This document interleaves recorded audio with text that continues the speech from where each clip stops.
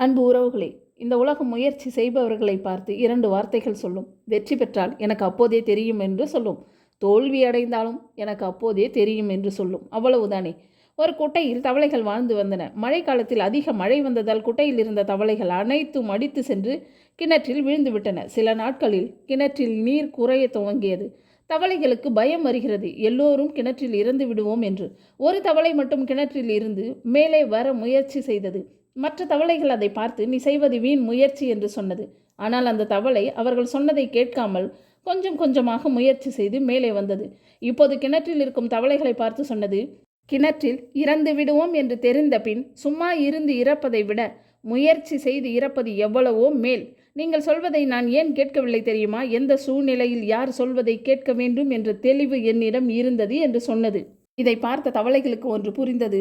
முயற்சி செய்தால்தான் வெற்றி தோல்வி தெரியும் என்று.